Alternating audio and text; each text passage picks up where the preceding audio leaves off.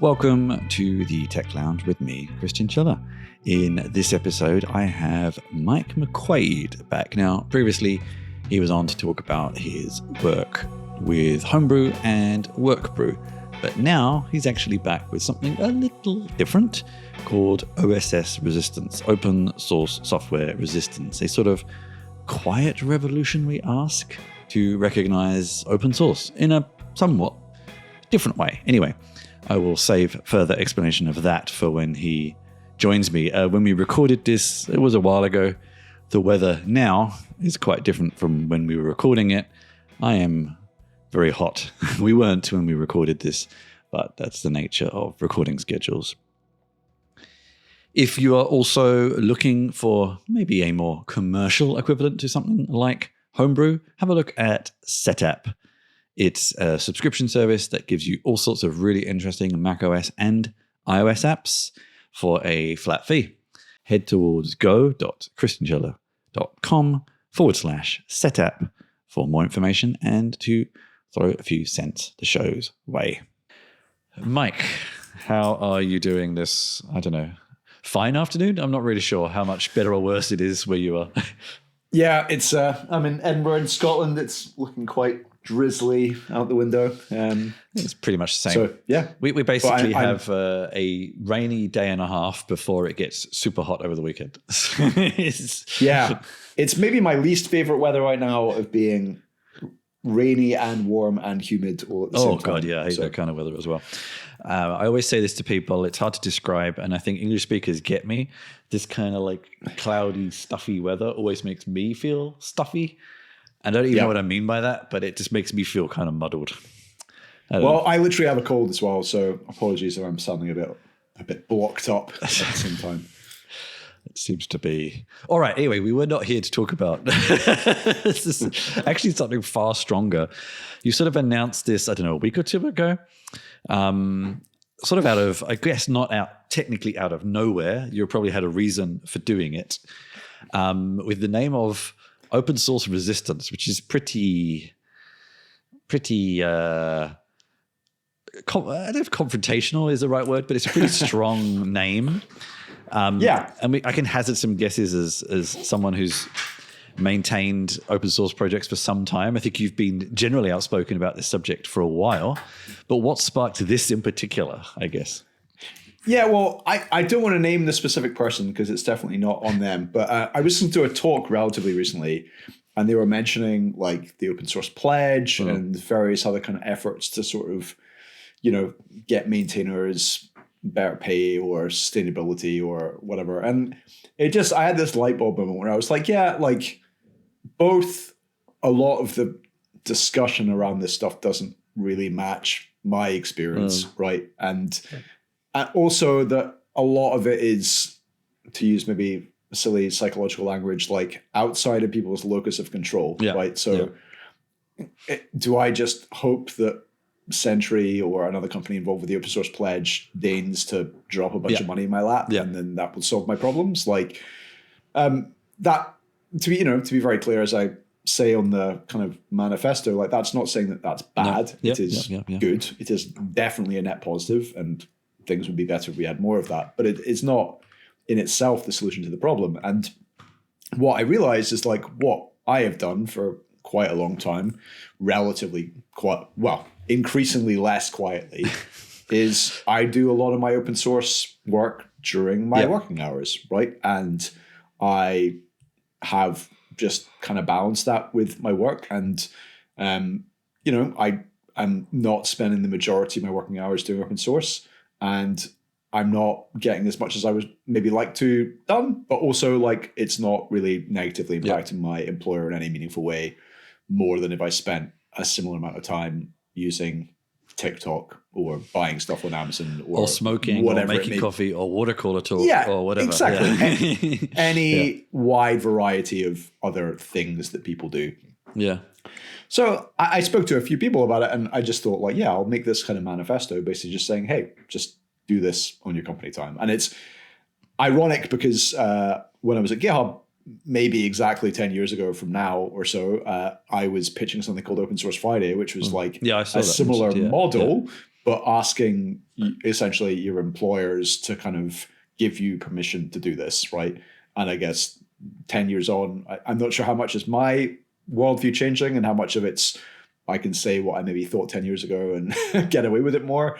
But it's just like, well, maybe don't ask for permission. Maybe you don't need to get permission, and check that you're not going to get trouble if you get caught. And then even then, if you get caught, like you're not going to, spend 15 minutes on answering a ticket on GitHub on your open source project, and then someone catches you and you get fired instantly. Like that's not how these things go. Right. So that was the motivation that sprung this manifesto into being. And I suppose, first, I guess we should clarify, you don't necessarily even mean open source projects that are related to your job. It could be something completely disconnected. No, I mean, it's easier the closer it is related to your job. There are people for whom their job is being paid as an open source maintainer. Yep. So I would say they don't really fit into this bucket. I guess the next bucket would be, I have this problem at work with an open source library we're using. Can I fix it on work time? I mean, I think we're at the point that all but the most idiotic companies would say, yes, of course. But what I'm proposing is, again, depending on your kind of comfort level, it might be, in my case, every company I've used has used Homebrew, but the bugs I fix during work time are not necessarily bugs that anyone in my company hits. And I guess further away, just being like, well, you maintain some random thing that's important to some people in the ecosystem, but your company doesn't use it. Right? Yeah. And I still think that is okay, right? Because as I say, in comparison to I'm going to spend that time on TikTok or whatever, right? Like I think that's a net positive for everyone, including your employer. Yeah. Because even if it's not directly related, you are probably still learning things which you then bring into your day job, right? Unless you're in some sort of, what's the TV show where they, Severance or whatever, where they cut people brains to do that. I've not watched it, but it's an interesting premise. And people sort of act a little bit like that's what's happening sometimes when it's not. I guess it's interesting because you've got this very strong like resistance terminology, but in some respects it feels like a very sort of quiet resistance. But maybe that's luck on my part, because in my mind I sort of feel like I don't think I've ever actively worked for a company that would dissuade this. So do you know of people who have actually been in that opposite situation where it's like there are mechanisms in place that really are negatively encouraging? That's called discouraging. There's a word for that. Discouraging people on doing something like this. Yeah, I mean, I have had, I will not name and shame them right now, but I've had companies that I've been interested in applying to work there. And as part of the process, they've said, hey, during the hiring process, basically, you need to stop doing your open source. I think I know which companies you're referring to, but knowing your past, like, yes. Well, there's probably more than you might think. Oh, for sure. And it's like, you need to stop this, and legal will check into it and approve it. And, that process takes normally a month after you start, and that's fine. And I guess for me, I'm like, well, you're only interested, well, maybe not only, but like you seem to be interested in me pretty heavily because of my open source work. And you're now saying I can't do that. In this company I'm thinking of's case, I can't do that in my evenings and weekends even for a month if I join you. Yeah. So, I didn't say it quite like this, but my view is fuck off. Like I think I find it ridiculous that organizations do not see the inherent contradiction in making those sorts of requests of people. And particularly when those organizations, at least some people inside them, rely on the open source software. And it's like literally your own policies are trying to kill the golden goose for whom their eggs you rely on, right? Like it's... Yeah.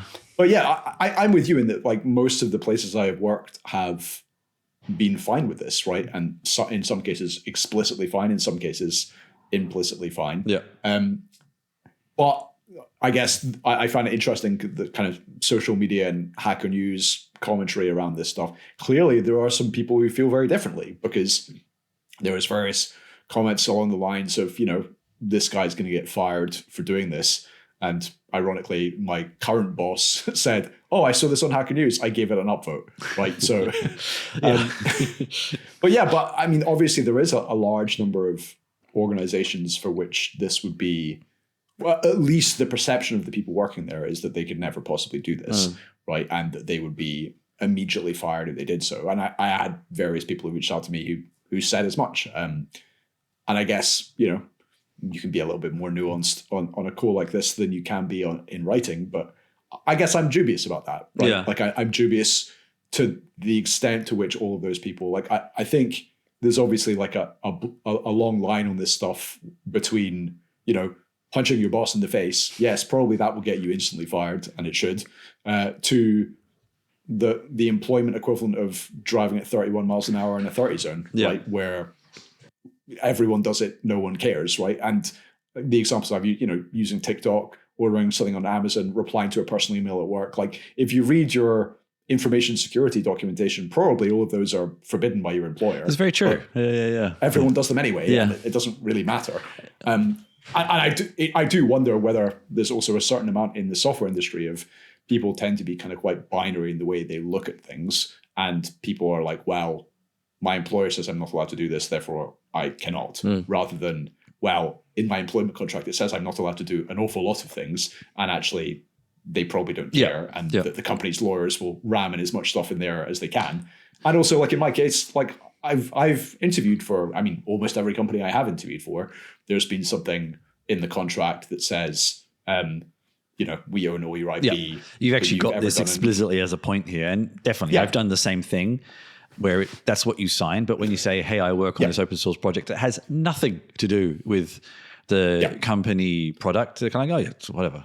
That's just a thing in the contract. And also, I guess, to maybe hammer home on that even more, if you're like me and you are a little bit more of a stickler for it's a thing in a contract, like if you were negotiating this at the right stage, which is you have made an offer, they've accepted, they've probably declined other candidates, then you could say, well, if it's just a thing in a contract you don't care about, remove the sentence from the contract and I will sign the contract. But until then, I can't sign the contract. I'm sorry. And that, in my experience, has worked 100% of the time, right? Because you can usually get exceptions added and things like that. I've had that even for side jobs, which I get paid for, which are nothing to do with when I've done journalism stuff. And it's like, well, it's nothing to do with you, as long as I don't write about a competitor. But sometimes it is best to have it explicitly there, just in case. And to call out a company doing this well, rather than, my former employer, GitHub, they open sourced their IP agreement on this stuff, which is they had like a balanced IP agreement, which I don't know the state of it today or GitHub's IP agreement today, but certainly they were like, literally, you can work on a side project using your company computer during 9 to 5 Monday to Friday. And unless it's your work, we do not own the IP. Right? You can then go off and make a startup based on that. It's an interesting one because I sometimes wonder, this reflects, of course, the nature of a company. If it's everyone in the office kind of thing, it's possibly a little harder to do it, even if that's just peer pressure. Whereas a sort of remote company that also doesn't use things like keyloggers or screen monitoring and stuff like that, it's kind of, no one really knows what you're doing anyway, unless they really want to go and... So there's a little bit of, I don't know if privilege is the right word, but there's obviously a somewhat relation to the nature of the company you work for as well. But I think that's definitely true. And those organizations where they're using those type of things that mean that you would be scared to order something on Amazon for, your personal life on your work computer. It probably is not going to fly there. But I would also, obviously people, as you say, that you have the privilege. Some people can choose where they work and some people can't. If you have the choice, I would advocate that you do not work at those places. Also in some cases, it might be worth saying maybe a 10% pay cut is worth it to not work in those places with those conditions. True. Right? It's very true. Obviously lots in the news right now about Meta and their various employees being upset about things that are being done with their working conditions, and obviously there's some people say, if you've got someone there on an H-1B who is like, well, I have to leave the country and my family and my home and everything if I quit, then they, whereas there's other people who probably get job offers on a regular basis who could leave, might have to take a lower salary, but maybe they want to do that. And maybe if it gets bad enough, they will. So, I mean, you bring up an interesting point. Like if we were having this conversation 5 years ago, Yeah. I think it would be easier to sort of say, yeah, whatever, there's other places. But of course, the market is a little bit different now. So is there a little bit of an issue of timing with this announcement, do you think, of encouraging people to bend the rules ever so slightly in a not great job market? Yeah, well, I mean, I think the interesting thing about it is it's like, so for example, one of my kind of workflows, like I wrote about the most recent kind of blog post on my website was about how I'm kind of embracing like multi-work tree agentic workflows, which, get all the buzzwords out there. But essentially, you get AI agents to work on multiple things at once. And in some ways, it feels like I'm back to the old days of like when I was, a C++ dev, and I would have a project that would take 20 minutes to compile, and you do your stuff, and then you hit enter, and then you wait for 20 minutes, right? And in that time, you find other stuff you can do, and sometimes you run out of work stuff. And I guess with the agents, it's like, well, one of the other things I can do now sometimes is copy and paste a bug report into another agent, which I pay for myself, and get it whirring away in the background to do that. So I guess it's like you could make an argument that like, oh, well, you're using, like whose resources are being used in what way. But let's say you do this like as by the book as possible, and you have that other agent running on a different computer, and you're using, your open source project or your personal tokens and not your works tokens and everything like that. Like I find the argument that is somehow devastating to your employer to be one that's kind of hard to believe, really. And also, like, I've worked with lots of people over the years, like people in those little periods where you've got, or I have 5 minutes between two meetings, one meeting left, ended early, another one does. I mean, are you really going to get much productive work done in that time, right? Like, and the idea that like open source would be one of the worst things you could do rather than one of the best things you can do. Again, it's very cultural dependent, it's very company dependent. But yeah, I mean, you are right, again, though, to point with the privilege with part of this, where, if you are a very junior engineer and this is your first job and the conditions are terrible and you've got a keylogger on your machine, like, I don't think this is a smarter move for you, right? But then again, there's a flip side to this where it's like, well, I'm in a position in my career that I can say things like this, and this might close doors for me, but I'm okay with that. You're okay not going to those doors. Exactly. But also, I think it's important for people to know that there's like, this is a thing you could do. And in my case, like me doing lots of open source work has dramatically improved my job opportunities in the longer term. So there was a great post by Rand, Rands, who writes like Rands and Repose. And I remember, I think he said something along the lines in one of his career advice books in the past about, you should imagine yourself as, even if you're employed, that you essentially have one employer, which in my case is Mike McQuaid Limited, and that's the only company you will ever work for. And even if you're employed, you're essentially doing freelance work for other companies in exchange for money, right? And for some people, you are self-employed, and that is how it works. But I think lots of people are employed. It's easy to confuse what your company's view is on your professional and career development with what's actually maybe best for you. It's a very European perspective, but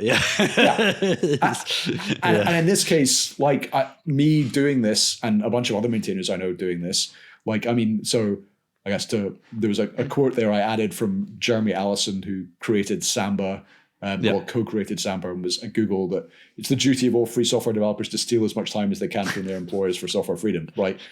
And I had another maintainer who remained nameless who messaged me about this and said, like, I essentially built my career as an open source developer off the back of being a bad employee, right? And I think these are the types of things where, it's maybe an interesting ethical discussion or whatever for some people, but like I feel like as long as I'm doing what is asked of me at work and I'm meeting the requirements, right? Like exactly, maybe a B grade performance is better than an A grade performance for me in my life, right? But you've hopefully also done a lot of B grade work in other places at the same time. So and I remember that like a B grade, at least when I was at school, was good. That was fine. Like, that's well done. That's, you could do better, but like you did good enough, right? And I think there is a sort of slightly socio-political thing there about like, is giving all of your energy and bandwidth and everything to your employer, is that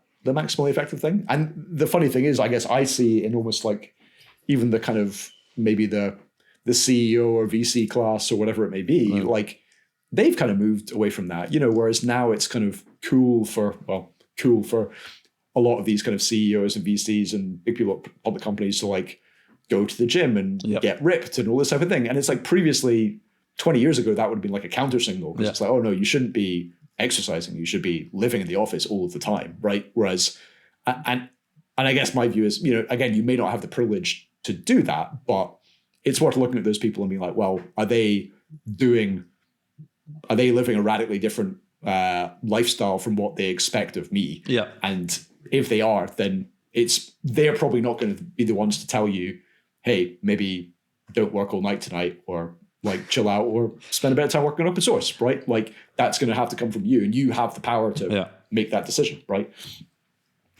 So, I mean, what some of the other alternatives you mentioned here, like the open source pledge, is obviously a kind of a relatively, last time I looked at it anyway, a relatively sort of large company club. Generally, it's been a little while since I kind of checked in on it, but Sentry is one of the main people behind it. Having a look at some other companies here, I recognize the names of.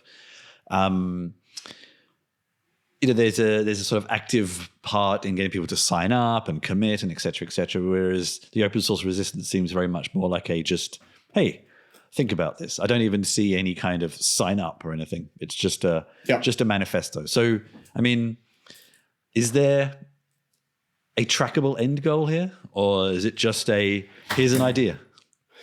Yeah, I think my trackable end goal is just that more people. I think the tricky thing is I'm essentially asking people to like be a little bit naughty, right? So it's so that there's if you could excuse a very weird parallel, is in the US, it is illegal to take most performance enhancing drugs and steroids and things like that, right? But then you have sports where, World's Strongest Man is maybe the most notable example of which you cannot compete, or like bodybuilding, like you cannot win those things without taking enormous amounts of steroids. So you put people in a slightly silly situation where these people are obviously taking steroids. They allude to it, but when they are asked, particularly on certain TV programs, certain times, are you taking steroids? They say, no, of course not. Yeah. Because otherwise they're saying, yes, I am breaking the law, right? Like, and I think there's a similar thing with here where I would love to have a world in which I could have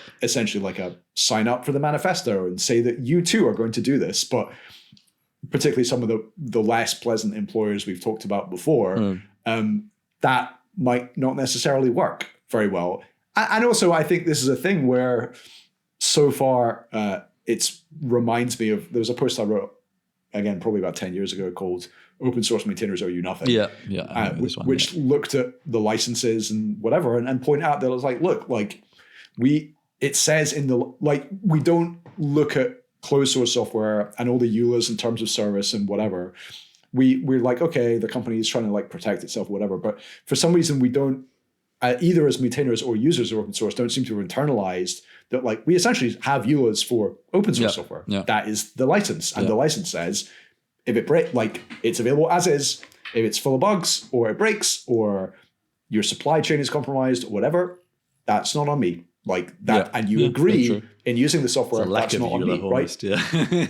Exactly. Yeah. So I think there's a, like that post was kind of interesting because it annoyed and continues to annoy a lot of people in open source, but the people who are annoyed by it are sort of the people I intend to be annoyed by it, because you are annoyed by me stating something to be the case, which you do not agree with, but that it is the case. Like you might not like it, but it is true. Yeah. And I've had a lot of maintainers over the years kind of share it with each other, or essentially be like, I found this really helpful, or this helped me convince me to quit, or whatever it may be. And I think my goal with this is the same sort of thing, is that like essentially if I've convinced even one person to spend a bit more time in their working hours working on open source, then I will consider that a success. And I expect that what that will look like is private emails or DMs or people saying to me at conferences like, oh yeah, I saw this and I started trying to do it, right? Quiet resistance.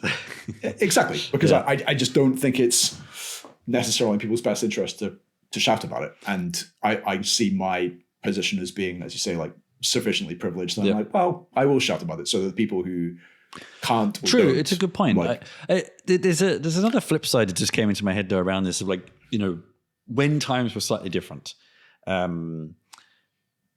And a lot of, well, not a lot, but there was a handful of companies that had, this 20% time, or the Fridays you mentioned, or there were companies that would actually pay you a little bit extra each month for working on open source projects and things. And whilst, in some respects, the open source resistance is a bit more in the spirit of, well, these people don't actually owe you anything, so don't expect it. It was kind of nice that some companies stepped up. So is there a concern that by having this and saying, hey, well, we're just going to do it anyway, those companies that maybe might start considering things like that again are like, well, what's the point?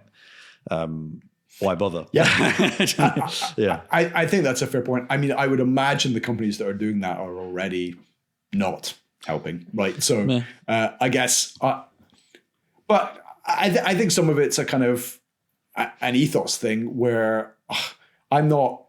I guess like what I would expect a company that says I won't bother is like maybe they're saying, okay, I'm not going to sign up for the open source pledge, but instead I'm going to let my, I'm going to share this internally, or let my people internally like work on open source and kind of turn a blind eye to it or whatever.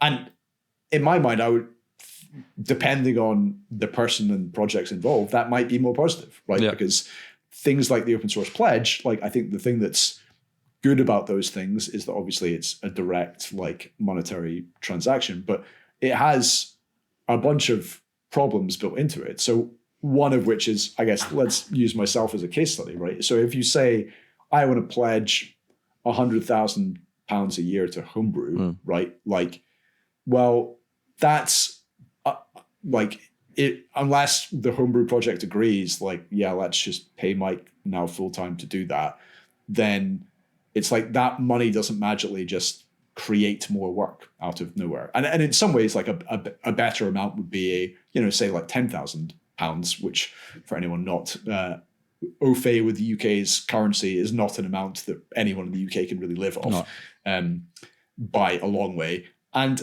as a result, it's like, well, so how does that money translate into hours? If everyone doing it already has a job, then okay, maybe we can get some AI tokens or do various things to speed things up. But if your goal is to turn money into time, then actually there's a bunch of like tricky boundaries to get over that. And even if it was enough money to pay me to quit my job, then it's like, well, how many years does that get me? And if I go and apply for a mortgage and I tell them like the situation, they will be like, no mortgage for you, sir. Like, so I think, and I guess another part of this stuff is that generally the money flows to projects that are easier to measure and detect. So if you are running a project and you use NPM, like in your JavaScript project, it's very easy to measure which of those NPM libraries are widely used and important and maybe maintained and maybe need the money or whatever, right?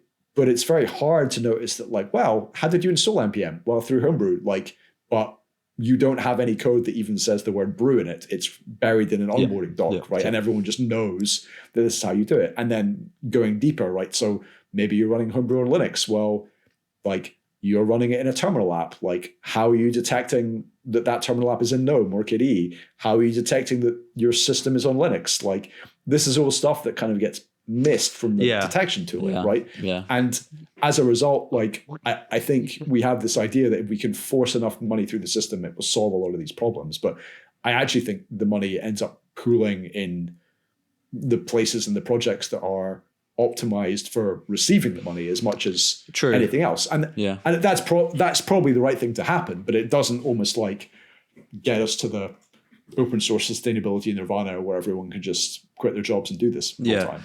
Or it's, again, it's companies that do invest a bit more in open source, hiring those people. And then even if they don't intend to, they end up with a degree of influence on a project. It may not be explicit, but it's kind of going to be implied because they're working for that company. There's many examples of that. It's not malicious. It's just passive pressure. But also that can go both ways. So like Homebrew, for example, has an enormous amount of free stuff that we get from GitHub, like more than the average project, right? And probably some of that is because there was a reasonable amount of time when I was working at GitHub, right? And I could go straight to the CEO at various points and say, hey, can we have this thing? And they would say yes. And then it's great, cool. Now we have a free thing. So I think, again, like not all projects are Homebrew, not all companies are GitHub, but like it's, I think, I guess, again, maybe with this manifesto and talking about it, I think it's just almost like getting people's eyes open to like, there is a different way of doing some of this that people haven't talked about very loudly. Like the Jeremy Allison quote I mentioned earlier, like that had been shared with me as a response to this kind of manifesto, and I hadn't actually heard it before. But even finding that post actually, like where it was referenced, was kind of, it was pretty buried, right? And there's not a lot of conversation around stuff like this, despite the fact that it actually, I think, is maybe the primary contributor to open source sustainability is maintainers doing this in their working hours. At least of the maintainers I know that I meet at conferences and FOSDEM and various communities, right? Like this is a lot of them, like this is how they talk about this stuff. And again, maybe some of it's like an age thing as well, right? Where, it's a little, when you're 25, it's much easier to maybe spend all your evenings and weekends doing this stuff if you enjoy it and it empowers you. But like when you get, spouse and kids and dog and house and all these type of things, like it's much harder to just be like, sorry, I'm going to go spend all my time sharking off my family commitments, working on something that pays me nothing to be shouted out on the internet by people. It's an interesting, it's a whole sort of separate conversation, but to think about the kind of the impacts of the recent ways of AI tools on this whole concept of open source. It's happening in the SaaS world, in the commercial world, but also potentially in the open source world. It's like, well, why bother contributing to an open source project when I could just make it myself? And a lot of those end up on GitHub as well, or GitLab, or whatever. They're in their own state of flux at the moment. But is it basically just a file storage? Is it actually, or is it actually an open source project? Because, it's quite easy to recreate now. So it's interesting to see if we'll even have this conversation in 10 years or something. I don't know. That's a broader conversation. I just a couple of final questions around that. I also think your "Be Careful Out There" section is a very good guidance for, just purely for like side projects, full stop, and things to think about. It's very easy to accidentally leak things left, right, and center when you're swapping hats and stuff like that. So that is a useful fact in there anyway. And also, could you explain the photo at the top? What is going on in this photo? I'm glad you asked about that. So that there is the initial draft of this I shared with a few people, and it had an AI generated image of a pirate ship sailing in a sea of binary, which was, I thought, pretty awesome actually. But like someone gave me the feedback, which I agree with. Well, if I didn't agree with it, I wouldn't have made it. That like, look, there's a certain demographic of person now who will see an AI generated bit of art and immediately be like, oh, fuck this. Like, and it is nicer to have something maybe a little bit more human. So as I didn't want to go into the stock photo era. So this is, you can't really tell from the little snippet, but this is me sticking my thumbs up while at the Homebrew stand in FOSDEM wearing a giant beer costume. Okay. It just looks like a white T-shirt for me. Yeah. So, So it's like that's probably for my benefit, but the white T-shirt is in fact the froth at the top of the beer costume, and even the story behind that, like getting organized for FOSDEM, the Homebrew maintainers are not always the most organized bunch. We're very good with like security vulnerabilities, but not so much with like getting people in meet space. And so someone posted before this particular FOSDEM about 6 months before and was like, look, it's a beer. Isn't this a funny beer suit? We should make Mike wear it. And I was like, I don't trust any of you to be organized enough to actually get a beer suit to FOSDEM. But if you do, then I will wear it. And they did, and I did. So anyone who wants to do web accessibility or optimization will note that if you right-click, the image has just been cropped. So you can find the original image by doing a web inspector. Yeah, well, now I see it. I think it's available somewhere on. Now I found it. I think maybe even on our Homebrew page, there's a picture of me in it. It makes a bit more sense because out of context, you look like some kind of 90s bro trader, but then you take a look at the whole picture, it's quite different. So, and some obligatory Club Mate there as well, which I was back in Melbourne during FOSDEM. I discovered that Club Mate has now made it to Australia, which is kind of weird. And they had some very bizarre marketing around it, which... oh, yeah, I bet. What with the use of the word mate in Australia? Actually, that was an obvious one which they didn't go for, but they had like pictures of Berlin clubs saying the energy that keeps Berlin club scene going or something like that. I can't remember. It was a bit weird. Okay, interesting. It was very, very odd to see it. But yeah. Okay, well, I don't really know whether this is something to say good luck. I don't know. It's kind of, but I guess keep spreading the word. And I don't mean this in a bad way. I mean this in probably a good way. There's no kind of like shareables here. I think this is I like the idea of this kind of quiet resistance of like, if you see Mike, say something. If you feel like sharing it, do. But it's sort of all very like up to you, which I kind of it sort of suits the vibe of the whole thing, I guess. So yeah, I think that's the funny thing with, I guess the modern internet. I'm sure you've been around the block enough, Chris, as well. I'm sure you've also questioned your relationship towards social media and virality. I'm mostly not using it these days, so yeah. Yeah, same here. So it's funny because, again, like maybe in contrast to some big company initiative where you try to get people to sign up, like there is no call to the call to action here is a quiet resistance. And it may be that the people who are influenced by this never tell me about it. And I also don't, again, talking Werewolf Matter, I don't have any analytics on this page by design. I don't know how many people have viewed it, will view it, whatever. But like, so long as it keeps seeming to influence people in a positive way, I'll keep it up as long as I can justify doing so. So yeah, and my goal is that just it makes people maybe think about these things a little bit differently. Yeah. It's an interesting campaign. It feels like an odd one because, there is no direct CTA, but that's kind of half the fun, half the point. The web should be a bit more like that again, maybe. But yeah, well, good luck. Yeah, thanks. And thanks for joining me again. Yeah, thanks again, Chris. And that was my interview with Mike McQuaid talking about OSS Resistance. Hope you enjoyed the interview. Next time we'll be back with another live interview recorded at the PyTorchCon in Paris earlier this year.